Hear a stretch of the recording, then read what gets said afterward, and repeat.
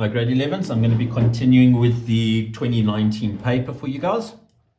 So question 6 says here, given m is equal to the square root of 2 over 2x plus 5 plus 1 over 2x, show that m is a rational number if x is equal to 1.5. Now guys, it's as simple as this. They've told us that x is this number. So all I'm going to do is just substitute x in to be 1.5, see what comes out, and then I can see if it's a rational number or not. Okay, so we get here m is equal to 2 over 2 times 1.5 plus 5, and this is all in a square root, plus 1 over 2 times 1.5. So I've just substituted it in. Okay, now this 2 times, or just do it on the calculator, see what it gives us. So we get 2 over 2 times 1.5 plus 5, and we get 1 over 4. Okay, so this is equal to the square root of 1 over 4, and then 2 times 1.5 is going to give us 3. So just to show you, 2 times 1.5, and we get 1 over 3. Okay, so now the square root of 1 over 4 is 1 over 2 plus 1 over 3. Then 1 over 2 plus 1 over 3 is going to give us 5 over 6. Now, because we're getting 5 over 6, and you can see that gives us 0.833333 reoccurring, because it's a reoccurring number, this is rational. So therefore, rational. Okay. If it gave us something else that wasn't repeating, it would be irrational. So it's as simple as that. Then determine the values of x for which m is a real number. Now, before I go on to actually solving this one, I want to do a side one with you over here. So let's just have a look at x plus the square root of x plus 2. Now, in order for this to be real, what we need is we need this, whatever's underneath the surd there, we need that to be positive or equal to 0. Because remember that we can't take the square root of a negative number. It would be non-real. So whatever's underneath here, x plus 2, must be greater or equal to 0. So in this case, x must be greater or equal to minus 2 in order for this to be real. So just as an example, we must choose anything bigger than minus 2. So let's just choose minus 3, for example. And now I know minus 3 is less than this. So let's see what happens. If I put minus 3 in here, we get minus 3 plus 2 gives us minus 1. And then you're taking the square root of minus 1. And you can see that is non-real. So that's exactly what I'm going to do with this thing over here. We're going to have a look what's underneath our square root. Okay, so this whole thing here must be greater or equal to 0. But our numerator has nothing to do with x. It's the denominator that has an x. Okay, so we know that this 2x plus 5 must be greater than 0. Now you're probably thinking, well, why did I make this one greater or equal to 0? Because I can take the square root of 0, all right? If I make x minus 2, so minus 2 plus 2 is 0. The square root of 0 is 0. But the problem with this one is, yes, this can be 0. We can take the square root of 0. But the problem comes when we divide by 0. So that is why it cannot be equal to 0. So to solve for this, 2x must be greater than minus 5. So x must be greater than minus 5 over 2. So then that is the x values that will make this thing real. Okay. Having a look at question B, it says here, a student claims that a solution to the given equation is x is equal to 1 over 3 for this equation here. Show that the student's claim is incorrect. Guys, it's as simple as this. I'm just going to check left-hand side and right-hand side. So on the left-hand side, we have 3 times x, and they said our x is 1 over 3, and that gives us 1. On the right-hand side, we get minus the square root of 6 times 1 over 3. minus 1. And that gives us minus, so that will give us 6 divided by 3 is 2. 2 minus 1 is the square root of 1, and that gives us minus 1. Now you can see that 1 is not equal to minus 1. So therefore, the left-hand side is not equal to the right-hand side. Okay? You must show a conclusion like this, guys. If you don't show a conclusion, you're going to be penalized. Okay, then it says, show that the equation has no real solutions. So again, they're talking about this equation over here. And I'm just going to rewrite it here so everyone can see.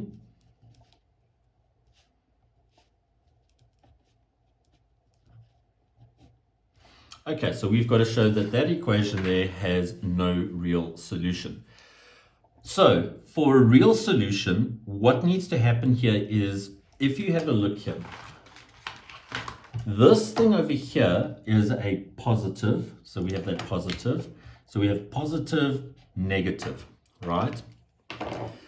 So in order for this to have some type of a solution, in order to make this a negative, x has to be negative, okay? And why am I saying that? Because a negative times the positive will give us a negative, which is equal to a negative. So in this case here, we know that x must be less than 0, okay, for this to be valid. But if x is less than 0, that means that this thing inside here, so just pretend that this is a negative now. So 6 times a negative minus another negative is a negative, okay? So whatever's underneath the square root here will be less than 0. It's a negative. And we cannot take the square root of a negative number. So there is no real solution. Therefore, no real solution. Okay? Just because this must be negative for that side, but if x is negative on that side, that means that this thing underneath here will be a negative. And because whatever's underneath the third is negative, we can't have a real solution. All right. Then, going on to question 7, simplify the following without using a calculator and showing all working out, writing all answers with positive exponents. So, when you guys get something like this, you can't just put it on the calculator and get an answer. You must show us how you got that, okay?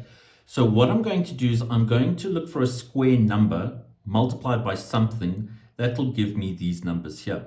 So a square number, if I just write out the first couple of square numbers, so we've got 1, 4, 9, 16, 25, 36, and then 49, and they go on and on and on, okay?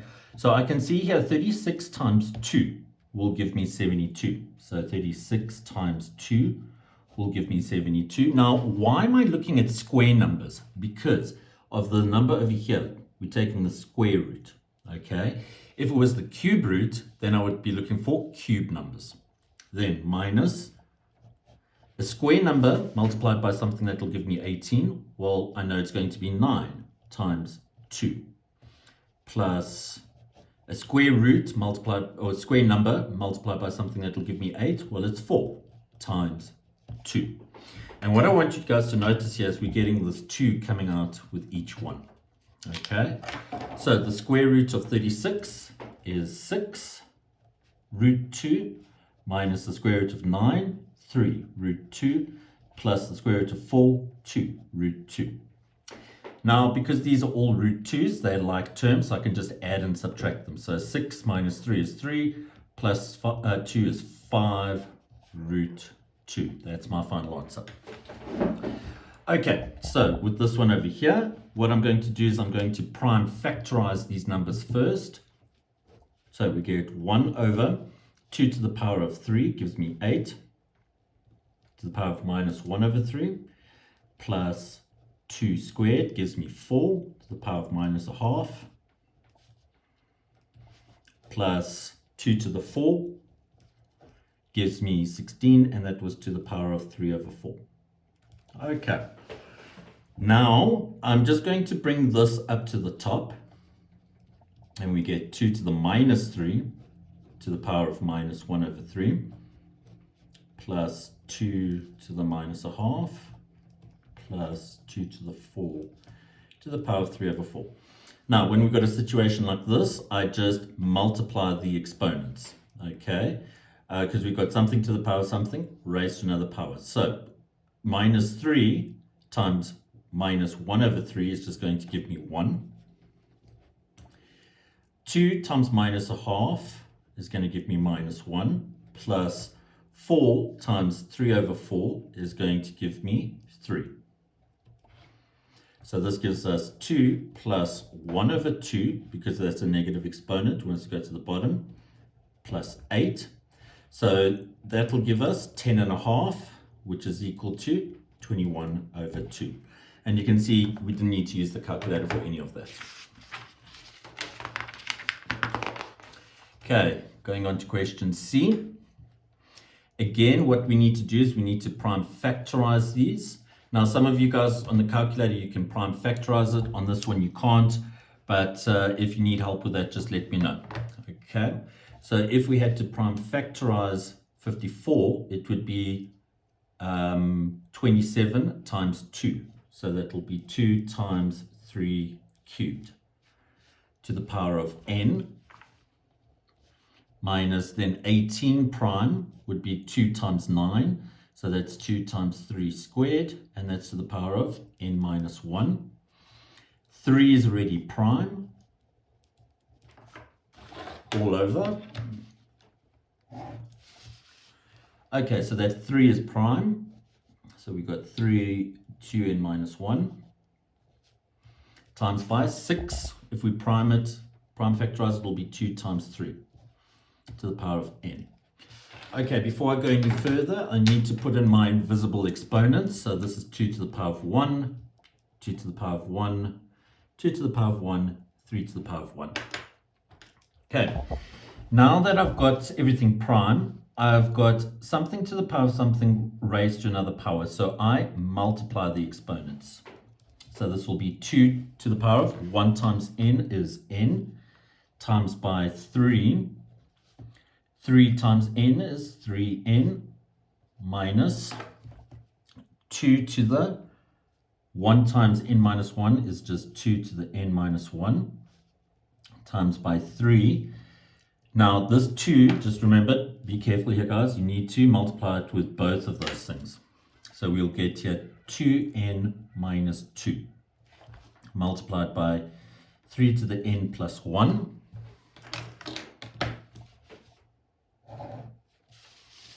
All over. This one here, there's nothing to do with that one, so we can just make it 3 to the 2n minus 1 times by, multiply the exponents, and we get 2 to the n, 3 to the n. Okay, so once I've got all of that, what I'm going to do now is I'm just going to get like bases the same and then add the exponents. Okay. So with this first one here, we don't have any like bases, so that will just be 2 to the n times 3 to the 3n minus. We have no other bases here as 2, so that's just 2 to the n minus 1. But here, we've got base 3, so I add these exponents. And I'm going to do it in one step, grade 11. So I know I'm going to be adding these exponents, so 2n plus n gives me 3n. Minus 2 plus 1 is minus 1. All over. Again, I'm going to look for like bases. So we don't have any other 2s, so that's just 2 to the n times 3. 3 and 3, so I add the exponents. So 2n plus n gives me 3n and minus 1. Okay. So what I'm going to do now is I'm going to split things. And I'm just going to show you the law that I'm going to be using. If we have a to the m times a to the n, because the bases are the same, we can add the exponents. Right? And that's going in this direction like that. But the nice thing with this is we can reverse this law. Okay, so if we've got something like that, we can split it back into the original. And that's what I'm going to do here. So I'm going to split this one, I'm going to split this one, and I'm going to split this one here. Okay. These I don't have to worry about splitting because they're just one term in the exponents.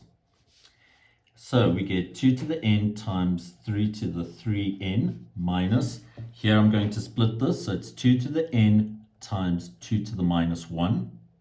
Split this one, 3 to the 3n times 3 to the minus 1. All over 2 to the n times, split this one, 3 to the 3n times 3 to the minus 1. Okay. Now, what I'm going to do is I'm going to look for a common factor in the numerator. Okay, and I can see I've got a 2n, 2n, I've got a 3n, 3n. So I can take that out as a common factor. So we've got 2 to the n times 3 to the 3n. What am I left with from this term? 1 minus. I've taken that out, and we're just left with 2 to the minus 1 times 3 to the minus 1. All over 2 to the n times 3 to the 3n times 3 to the minus 1. This 2 to the n, 3 to the n will cancel with this 2 to the n, 3 to the n. And what am I left with over here? I'm left with 1 minus 1 over 2, 1 over 3 divided by 1 over 3. All I've done there, grade 11s, is I've just changed my exponents to positive exponents. So this here will give us 1 minus 1 over 6. So there we're left with 5 over 6. I'm going to tip and times this, and it becomes 3 over 1. So that will cancel with that, and we are left with 5 over 2. Okay. Going on to question D. Now, question D is a little bit tricky because what I can see happening here is basically this is a square number, 36, and then the square of 36 would give us 6. The square of 4 will give us 2. So there's that relationship. But now I can also see that we've got a w and a w to the half. So basically what we've done is just taken the square root to get w to the half. The same thing with the v, taken the square root. So what I'm thinking there is I'm thinking difference of two squares. All right, and you're probably saying, well, this is not a difference of two squares, but we can make it a difference of two squares, and I'm looking at the numerator. So if I factorize the numerator as a difference of two squares, we know it's going to be plus minus. So this would give us 6w to the half, 6w to the half. This will give us 2v to the half, 2v to the half. Okay, and grade 11s, you will see if you FOIL this out, you will get that back over there. Okay, and this is all over 6w to the half minus 2v to the half. Now this 6w to the half minus 2v to the half will cancel with this one, and we are left with 6w to the half plus 2v to the half. Okay. Right, question 8. Solve for x by completing the square. Now you remember with completing the square, the first thing that we have to do is make sure that the coefficient of x squared is 1. So in this case it is not. So I have to divide through by minus 3.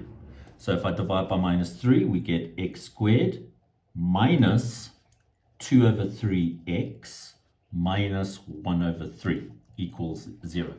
So I've just divided each term by minus 3. Now, grade 11s, I would much rather you do it like this instead of saying 2x over 3, okay? Because we want that coefficient of x on its own like that. Now, remember what we do once we got the coefficient of x squared being 1. What we're going to do now is we're going to take half of the coefficient of x, which is this thing here. So we're going to take minus 2 over 3, and we're going to divide it by 2. So that gives us minus 2 over 3 times 1 over 2. 2's will cancel, and you're left with minus 1 over 3. I take that minus 1 over 3, and I square it, and we get 1 over 9. That 1 over 9 I'm going to add in here. So we get x squared minus 2 over 3x plus 1 over 9 minus this 1 over 3. But now because I just added in this 1 over 9, I need to take it away to keep it the original equation. Now what we've done there is we forced this thing to be a perfect square. That bit there is our perfect square. So it's x and whatever you squared. So minus 1 over 3 squared. Then this I can just simplify. So that will give us, times that by 3, so we get minus 4 over 9 equals 0. Okay, I take this to the other side.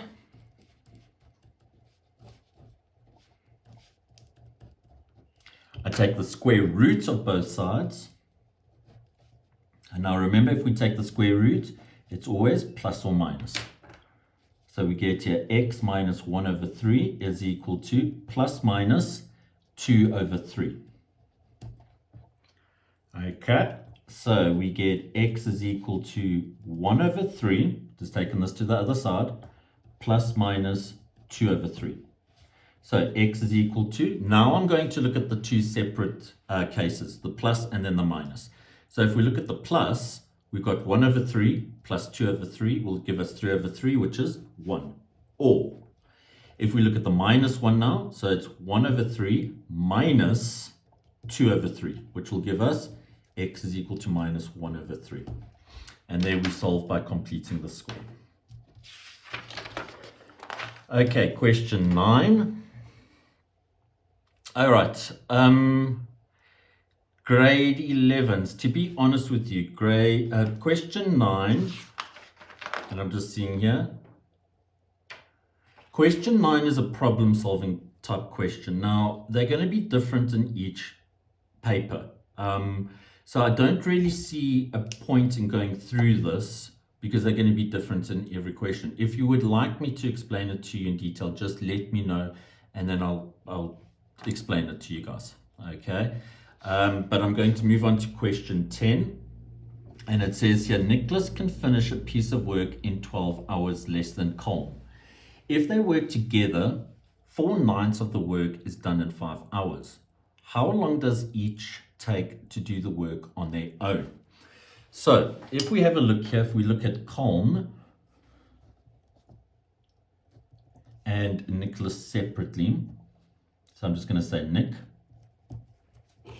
Nicholas can finish a piece of work in 12 hours less than Colm. So if we say that Colm takes X hours to complete this job, then Nick will take X minus 12 because he does it in 12 hours less. Now, if they work together, 4/9 of the work is done in 5 hours. Okay, so that means I can write up a little thing like this. 4/9 times the total amount of time that it should take will give us 5 hours. So 4/9 of the work is done in 5 hours. So that means that X is equal to, take or just divide that by that, and then you get 45 over 4. Okay, so that is the rate at which they are doing this, or the time that they're doing it. Okay, now what I'm going to do is I'm going to look at a rate. So this as a rate would be 1 over x plus this as a rate would be 1 over x minus 12 will be equal to, this as a rate would be 1 over this. So all we do is we flip it. So it'll be 4 over 45. Okay. What I can do now is I can just multiply through by an LCD. So my LCD would be 45, just want to write it over here. LCD would be 45x, x minus 12. So I'm going to multiply everything by that. So that will cancel with that, and we're left with 45x minus 12 times 1. So we just left with 45x minus 12. X minus 12 will cancel, and you're just left with 1 times 45x is equal to, the 45 will cancel with the 45, and you're left with 4 times x minus 12. Okay, so if we distribute now and just get rid of the brackets, we get here 45x minus 540 plus 45x equals 4x squared minus 48x. I'm just going to take everything to the left-hand side. So 0 is equal to 4x squared. And then with the x's, we get, that'll give us 90. Take it to the other side, will become a minus. So that'll give us minus 138x. And then we've just got the minus 540 to the other side, gives us plus 540. Okay. If I divide through by 2, I get 2x squared minus 69x plus 270. This you can factorize, and we get 2x minus 9 and x minus 30. So that means that x is equal to 9 over 2, or x is equal to 30. Okay. So which one is it and which one is it not? Just want to see here. Well, it can't be this one. Okay. Now, the reason why I say it can't be this one, just remember that this is 4.5. So that just means it's 4.5 hours. Now, if I look at what I said in the beginning, we said that column was x and Nick was x minus 12. So for column to do it in 4.5 hours makes sense.